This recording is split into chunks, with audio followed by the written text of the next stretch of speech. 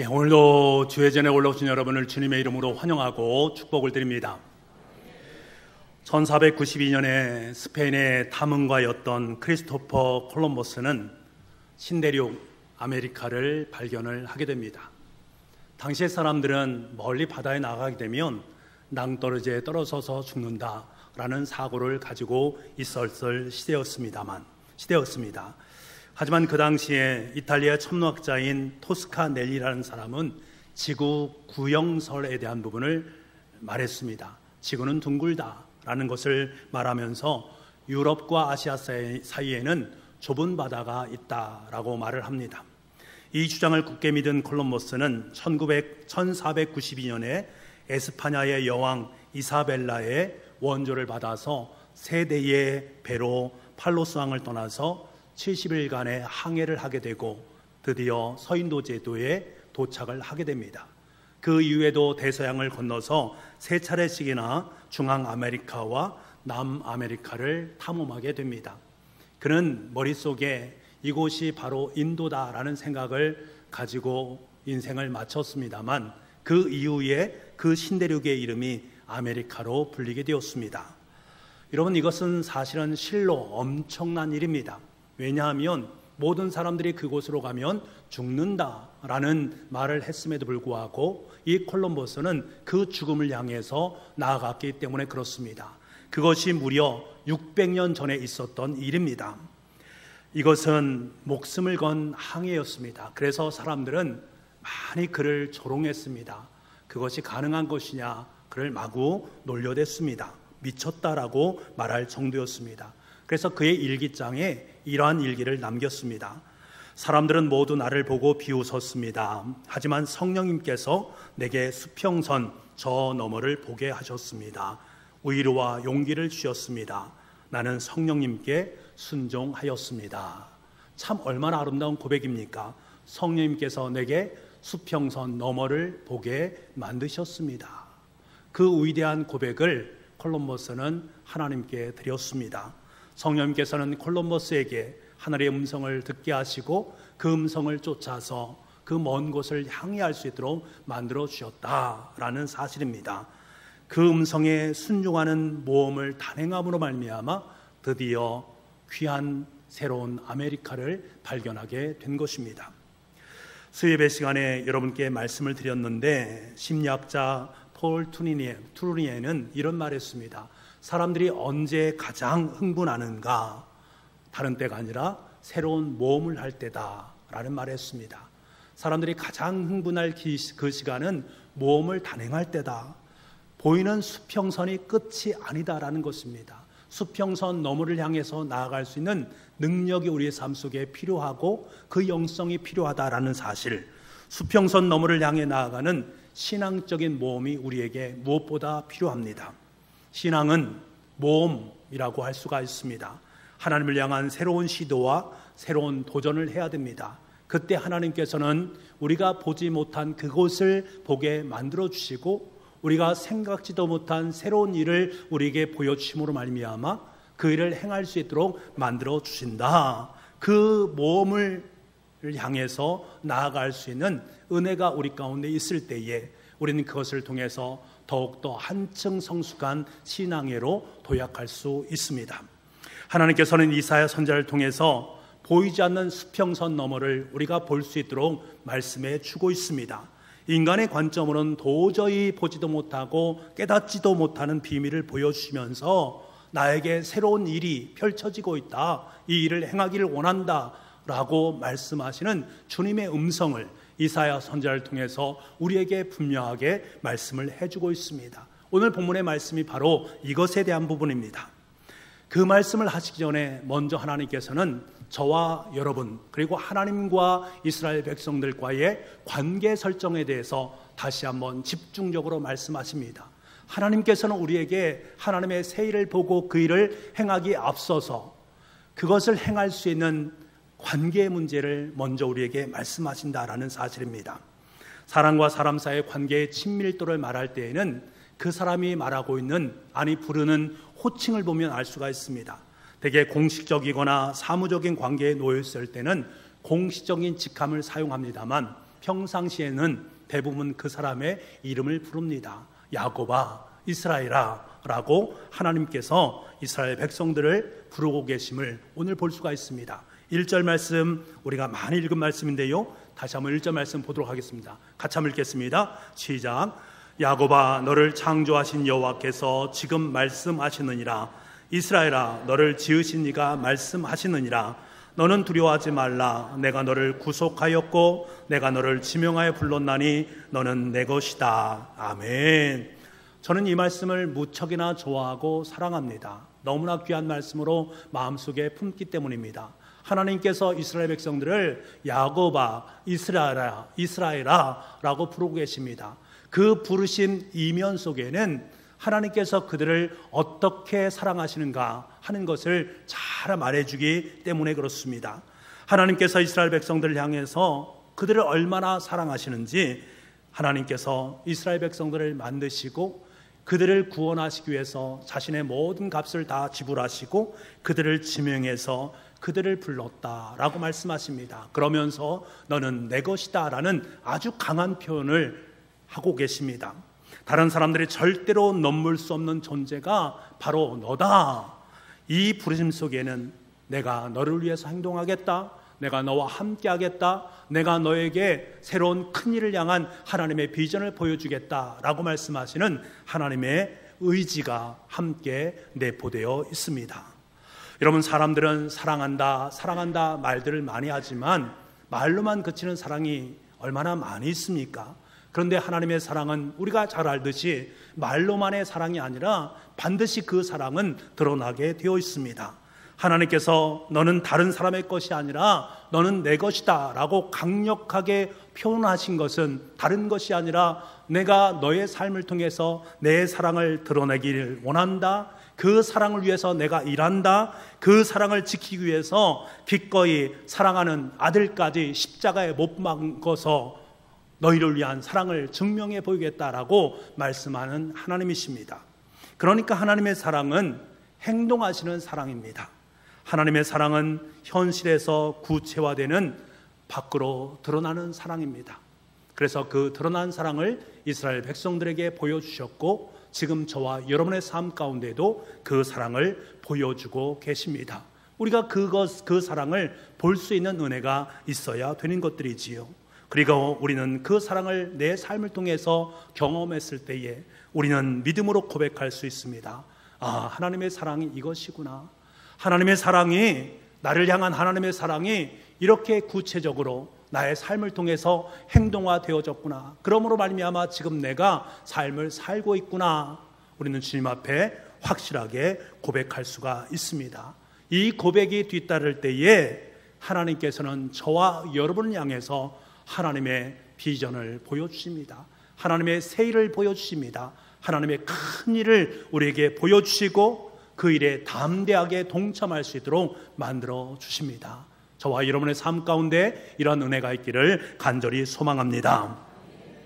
우리는 이스라엘 백성들에게 베풀어 주셨던 홍해의 기적을 잘 알고 있습니다. 이스라엘 백성들에게 가장 중요한 기적이 무엇이냐? 가장 복된 기적이 무엇이냐? 그들은 이구동성으로 홍해의 기적 사건을 말을 합니다. 그런데 여러분 한번 생각해 보시기 바랍니다. 이 못지않게 중요한 것은 홍해를 갈라서 여는 사건도 중요하지만 홍해를 닫는 사건이 더더욱 중요하다라는 사실을 우리는 알아야 됩니다. 사실은 엄청난 기적은 홍해를 가르신 것이 아니라 홍해를 닫으신 사건입니다. 여러분 한번 생각해 보십시오. 이스라엘 백성들은 애굽 땅에서 400년간 지긋지긋한 종살이를 했습니다. 얼마나 어려운 시간이었습니까? 400년의 삶을 살았으니 노예 생활에 너무나 익숙해 있습니다. 습관들도 있고 버릴 수 없는 노예 근성이 그들의 삶 속에 있단 말입니다. 이 400년 동안 축적되어진 노예의 근성을 하루아침에 그것을 버릴 수 있다? 인간의 힘과 의지로는 그것은 불가한 것입니다. 그런데요, 이 생활을 하루아침에 종식시킨 사건이 발생하게 됩니다. 그것이 바로 홍해를 닫는 사건입니다.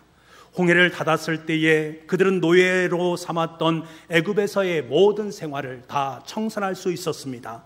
그와 함께 이스라엘 백성들은 애굽 군대도 물에 수장시킬 뿐만 아니라 과거 동안 가졌던 노예 생활을 다 물로 수장시킴으로 말미암아 이제는 우리가 노예는 아니다. 이제는 새로운 삶을 향해서, 새로운 하나님의 일을 향해서 나아가는 존재다라는 것을 확신시할 수 있었습니다. 이제 더 이상 애굽으로 돌아가고 싶어도 돌아갈 수 없는 신세, 과거의 노예 생활을 하고 싶어도 더 이상 할 수 없는 신세가 되었단 말입니다. 여러분, 이보다 더 큰 기적이 어디에 있겠습니까? 여러분, 다친 것도 기적입니다. 과거에 여러분 삶 가운데 있었던 그 일들에 대해서 실망할 필요가 없는 것은 그 다친 것을 통해서 주님의 존재를 우리에게 드러내시기 때문입니다. 갇힌 것을 통해서 새로움을 열어가시고 새로운 일을 우리에게 보여주시기 때문에 그렇습니다. 이스라엘 백성들을 보십시오. 그들은 홍해를 건너서 광야 시절을 보내지 않습니까? 그때 그들에게 도진병이 있으니 과거 병이었습니다. 걸핏하면 애굽에서 생활했던 것을 동경합니다. 그때 가졌던 그들의 삶의 자리를 다시금 동경함으로 말미암아 홍해를 통해 과거에 수장되었던 그것을 다시금 꺼집어내어서 그것이 좋은데, 그때가 좋았는데 라고 말하는 그들의 모습을 우리는 만나게 됩니다. 그들은 지도자인 모세와 아론을 향해서, 그리고 하나님을 향해서 원망하는 소리를 바라지 않습니까? 출애굽기 16장 3절 말씀에 그들의 소리를 한번 들어보시기 바랍니다. 출애굽기 16장 3절입니다. 이스라엘 자손이 그들에게 이르되 우리가 애굽 땅에서 고기 가마 곁에 앉아 있을 때에 떡을 배불리 먹던 때에 여호와의 손에 죽었더라면 좋았을 것을 너희가 이 광야로 우리를 인도해 내어 이 온 회중이 줄여 죽게 하는도다. 애굽에서의 종살이 400년의 시간을 그들은 뭐라고 말합니까? 고기 가마 곁에서 고기를 배불리 먹었다, 떡을 배불리 먹었던 시절이었다라고 회상하고 있는 그들의 모습을 보게 됩니다. 여러분, 우리는 알고 있지 않습니까? 그들은 400년 동안 종살이를 했습니다. 종살이하는 그들 곁에 있는 고깃가마, 이 귀한 떡, 그들의 것이었습니까? 아닙니다. 그것은 애굽 사람들의 것이었습니다. 그들이 먹은 것은 그들이 먹다 남은 조각들이었습니다. 땅에 떨어진 떡 부스러기를 먹으면서 그들은 말하는 것입니다. 와, 우리가 그렇게 고깃덩어리를 많이 먹을 수 있었고 떡을 많이 먹었는데 라고 그 시절을 이야기하고 있는 모습을 보게 됩니다. 마치 그때 그러한 것들이 자신의 삶 속에 펼쳐진 것처럼 그렇게 생각하고 있는 그들의 모습을 보게 됩니다. 현재 상황에 대한 불평함을 다 늘여놓다 보니까 과거의 것들이 좋아 보이는 거예요. 과거의 것들이 내 삶 속에 들어오면서 그것이 더 좋게 보이는 전형적인 노예 근성의 모습을 우리가 만나게 됩니다. 마치 이런 것 아니겠습니까? 내가 예수 그리스도를 믿음으로 말미암아 내 삶 속에 은혜의 자리가 펼쳐졌습니다. 기쁨과 감사가 넘쳐납니다. 근데 때로는 삶을 살다가 내 삶 속에 어려움이 임한단 말입니다. 그때마다 기억하는 것입니다. 내가 옛날에 예수 그리스도를 믿지 않았을 때가 더 행복했는데, 그때 내 삶 속에 더 귀한 것들이 더욱더 많았었는데, 그때를 회상하면서 또다시 죄의 자리로 들어서려고 하는 그 모습과 진배가 없는 것입니다. 우리 인간에게는 그런 회귀 본능이 있다라는 사실입니다. 그런데 여러분, 이것이 우리의 삶 속에 영적인 진보를 나아갑니까? 영적으로 우리가 더욱더 귀하게 나아갈 수 있는 그것들을 우리의 삶 속에 제공해 주고 있습니까? 그렇지 않습니다. 하나님께서는 지금 이스라엘 백성들 가운데 과거에 가졌던 이 옛 습관들, 노예 근성들을 새로운 미래로 나아가는 데 있어서 이것이 필요하지 않다라고 여겼습니다. 그래서 홍해의 모든 것을 수장시킨 것입니다. 하나님의 사역을 하기 위해서는 과거에 있던 그것들이 중요한 것이 아니라 미래를 향한 하나님의 새로운 일을 보고 그 일을 행하는 것이 하나님의 큰 뜻이기 때문에 그렇습니다. 가나안에 들어가기 전에 이스라엘 백성들이 머문 자리가 길갈이라는 자리 아니겠습니까? 그 길갈에서 그들은 세례를 받았고 또 가나안 땅에 들어가서 모든 일을 행할 수 있는 것들을 하나하나 준비했던 시간입니다. 그런데 우리는 이 길갈이라는 의미가 얼마나 재미있는 의미라는 것을 알고 있습니다. 원래 길갈이라는 지명은 겔갈이란 말입니다. 겔이란 말은 똥이란 말입니다. 그리고 갈이란 말은 굴러간다라는 의미를 내포하는 말입니다. 그러니까 길갈이라는 것은 똥이 굴러간다라는 의미를 갖는 말입니다. 이스라엘 백성들에게 있어서 과거에 가졌던 애굽에서의 삶의 모습은 굉장히 지저분한 것들이다, 마치 배설물과도 같은 것이다 라고 하나님께서는 여기셨단 말입니다. 모두가 싫어하는 역겨운 것이었고 피하고 싶은 것들인데 이스라엘 백성들은 그것을 품에 안고서 내가 이것이 좋습니다, 내가 이것 때문에 행복합니다 라고 말하고 있는 상황 속에 놓여 있다라는 것입니다.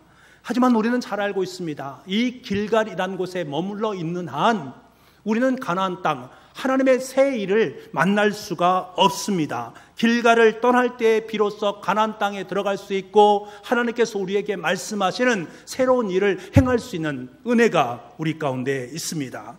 그래서 하나님께서는 이스라엘 백성들에게 길갈이란 곳에서 그들이 가졌던 과거의 모든 습관들, 노예적 근상들을 다 굴려보내고 이제 새로운 마음으로 하나님의 새로운 역사에 함께 동참해라 라고 말씀하시는 그 말씀이 이곳 속에 담겨져 있습니다.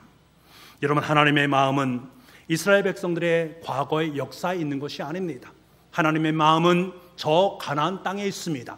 하나님의 마음은 하나님의 위대한 새 일, 새 역사에 있습니다. 지금 이사야 선지자에게 하나님은 바로 이 말씀을 하고 계십니다. 사랑하는 여러분, 이스라엘 백성들은 출애굽 생활 후에 40년 동안 광야에서 생활하지 않습니까? 늘 구름 기둥과 불 기둥으로 하나님의 임재를 경험했고 하나님의 기적의 역사를 맛보았고 주님의 돌보심 안에서 살아갔습니다. 그런데 그들의 삶은 어떠했습니까? 여전히 하나님 앞에 불평과 원망이었습니다. 애굽이라는 과거로 회귀하고자 하는 열망의 마음이 그들 가운데 있었다라는 거예요. 과거에 가졌던 그것으로 하나님에 대한 여전히 과거 지향적인 불순종의 역사를 써내려가고 있는 그들의 모습을 보게 됩니다. 여러분, 그런데 이들만 그러한 것인가?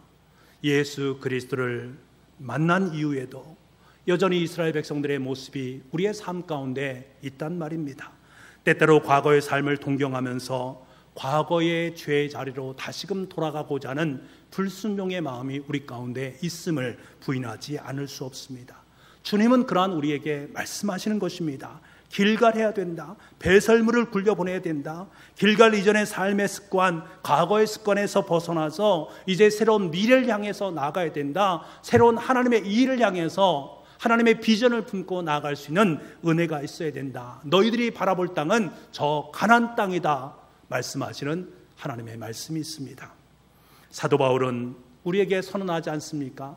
고린도후서 5장 17절 말씀에 그런즉 누구든지 그리스도 안에 있으면 새로운 피조물이라 이전 것은 지나갔으니 보라 새 것이 되었도다 우리에게 말씀하십니다. 이전 것은 지나갔다. 이제 이전의 것은 마침표를 찍었다라는 것입니다. 우리가 건너온 홍해로 다시금 돌아갈 수 없다. 하나님께서 닫아버린 그 자리로 다시금 회귀할 수 없다. 너희들은 가나안 첫 땅을 향해서 묵묵히 주님과 함께 새로운 역사를 써내려가라 말씀하십니다. 그런데 사람들은 자꾸 과거에 집착합니다. 과거의 습관에 집착하는 우리의 모습을 보게 됩니다. 왜 그런가? 그 이유가 무엇인가? 미래에 대한 확신이 없기 때문에 그렇습니다. 수평선 너머에 하나님의 위대하게 쓰여질 새 역사에 그것을 바라볼 수 있는 눈이 없기 때문에 그렇습니다. 수평선 너머로 가면 낭떠러지밖에 없다라고 여기기 때문에 그렇습니다. 이러한 우리의 모습을 너무나 잘 아시는 하나님께서는 오늘 이사야 선지자를 통해서 우리에게 너무나도 분명하게 그리고 선명하게 말씀하십니다. 18절 말씀입니다. 우리 같이 한번 읽어보겠습니다. 시작. 너희는 이전 일을 기억하지 말며 옛날 일을 생각하지 말라. 너희는 이전 일을 기억하지 말고 옛날 일을 생각하지 말라. 그러면서 19절 말씀에 계속해서 이렇게 말씀하십니다. 보라 내가 새 일을 행하리니 이제 나타낼 것이라. 보라, 이제 눈을 크게 뜨고 하나님의 역사, 하나님의 새 일을 보라는 것입니다. 영적인 눈을 뜨라는 것입니다. 그럴 때 보인다라는 것들입니다. 그때 하나님께서 행하실 엄청난 일들이 하나하나 보이기 시작한다라는 거예요. 광야에 길을 내시고 사막에 강을 내시는 하나님의 역사가 보이기 시작합니다. 그 광야에서 하나님의 백성들과 듬찌는 숨들이 물을 마시면서 하나님의 나라를 마음껏 누리는 그것들을 보게 만들어 주신다라는 거예요. 그래서 우리에게 새 일의 기쁨으로 동참하게 만드시는 하나님의 역사, 그 손길이 그제서야 보이게 된다라는 사실입니다. 하나님께서는 이사야 선지자를 통해서 우리에게 지금 이렇게 말씀하십니다. 그 이유가 무엇일까? 지금 이스라엘 백성들은 바벨론 땅에서 70년간 포로 생활을 하고 있는 가운데 있는데 하나님의 원대한 계획은 무엇인가? 그들이 다시금 하나님의 거룩한 땅인 예루살렘으로 돌아와서 하나님의 거룩한 나라를 만들어 가기 위한 약속이 이 속에 담겨져 있습니다. 하나님은 강하게 그 놀라운 일을 보여주시면서 내가 너에게 이 약속을 주길 원한다 라는 것입니다. 우리가 영화를 보게 되면 1편과 2편, 속편들이 계속 나오는 것을 보지 않습니까? 흥행했기 때문에 그렇습니다. 그러면서 우리는 이런 카피 문구를 사용하지요. 전편은 예고편에 불과한 것입니다. 전편은 예고편에 불과한 것입니다. 맞습니다. 바로 이것을 말합니다. 이스라엘 백성들이 그동안 기억했던 생각했던 이전 일, 과거의 큰 일이 무엇이었습니까? 홍해 사건이었습니다. 그 사건이 엄청난 기적의 역사라고 여겼단 말입니다. 그런데 지금 뭐라고 말씀하는 것입니까? 하나님께서는 이전 일, 옛날 일에 분과한 것을 더 기억하지 말아라. 그것보다 더 위대한 기적의 역사가 너의 삶 앞에 펼쳐지게 될 것이다. 엄청난 2편이 진행되게 될 것이다. 그 2편이 무엇입니까? 너희들을 바벨론에서 출애굽해서 이스라엘 백성들로 다시금 하나님 나라를 만드는 놀라운 새 일에 너희를 참여케 만드시겠다라는 약속입니다. 주께서는 홍해를 가르시는 그 그로 말미암아 길을 만드셨지만 이제는 길이 없는 곳에 길을 만드시고 물이 없는 곳에 강을 만드시겠다라는 것입니다. 이처럼 인간이 도저히 상상할 수 없는 새 일을 내가 너희에게 행하겠다. 여기에는 하나님의 강한 의지가 담겨져 있습니다. 반드시 내가 광야의 길을 사막에 강을 내겠다. 내가 반드시 그 일을 하겠다라는 강력한 하나님의 의지가 표명되어졌습니다. 사랑하는 북부가족 여러분, 하나님은 일하시는 분이십니다. 예수님 또한 일하시는 분이십니다. 하나님도 일하시고 예수님도 일하시니 우리도 일하라고 말씀하십니다. 우리는 때로 바벨론의 포로 생활처럼 고단한 인생을 살아갑니다. 여러 가지 삶의 난제의 문제로 말미암아 첩첩이 쌓여가는 그 문제 때문에 너무나 힘듭니다. 때로는 하나님은 움직이지 않는 것처럼 느껴질 수 있습니다. 하나님 왜 말씀하지 않지? 왜 움직이지 않지? 왜 문제 가운데 관여하지 않으시지? 라고 여길 수도 있습니다. 그래서 원망도 나올 수 있습니다. 하지만 여러분, 우리는 또한 알고 있습니다. 그럼에도 불구하고 지금 하나님은 여전히 나와 함께 일하시고 계신다.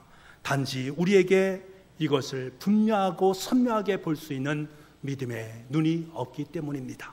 영의 눈을 뜨게 되면 그 일하신 하나님이 보입니다. 예수님께서 우리를 위해서 십자가에 죽으시면서까지 지금도 여전히 나를 사랑하시는 그 한량없는 그 다음없는 사랑이 보입니다. 하나님께서 말씀하신 보라 내가 새 일을 행하리니 그것이 내 삶 속에 너무나 구체적으로 선명하게 지금도 이루어 가시구나 하는 사실을 보게 됩니다. 우리의 미래를 새롭고 위대하게 만들어 가시는 하나님의 짧지 않은 능력의 손이 보이기 시작합니다. 하나님께서 준비해 놓으신 그리고 만들어 놓으신 미래가 보이기 시작합니다. 이것을 볼 수 있는 여러분 될 수 있기를 간절히 소망합니다. 보라 내가 새 일을 행하리니.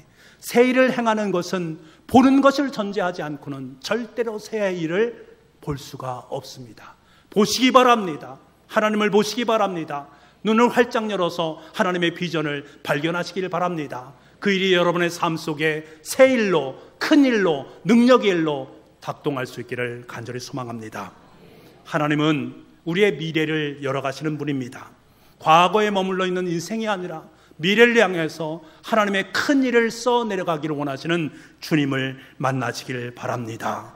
예수님 보혈의 놀라운 피로 과거의 모든 것은 다 씻어내시고 성령 하나님의 불길로 과거의 습관은 다 제어하여 버리시고 오직 하나님께서 내 삶 속에, 우리 가정 속에, 우리 교회 속에 허락하신 큰 일, 하나님의 위대한 새 일의 역사를 날마다 바라보면서 기쁨과 감사로 그 일에 동참하며 주님의 길을 걸어갈 수 있는 저와 여러분 될 수 있기를 간절히 소망합니다. 기도하겠습니다. 아버지 하나님, 하나님의 큰 일, 하나님의 새로운 일 동참할 수 있기를 간절히 소망합니다. 우리를 구원하시고 우리를 하나님의 백성 삼아주시며 하나님의 자녀 삼으신 그 큰 일에 기쁨으로 동참할 수 있기를 원합니다. 우리로 하여금 하나님 나라를 확장시키시는 복음 사역에 감사로 참여할 수 있기를 원합니다. 형제의 사랑과 자매 사랑, 원수까지 사랑하라는 그 놀라운 일에 순종함으로 나아갈 수 있는 우리가 될 수 있기를 원합니다. 미래를 활짝 여시는 그 하나님 앞에 감사와 기쁨으로 새 일을 단행해 나갈 수 있는 복된 주의 자녀들이 다 될 수 있도록 주님 축복하여 주옵소서. 모든 말씀을 예수님의 이름으로 기도하옵나이다. 아멘.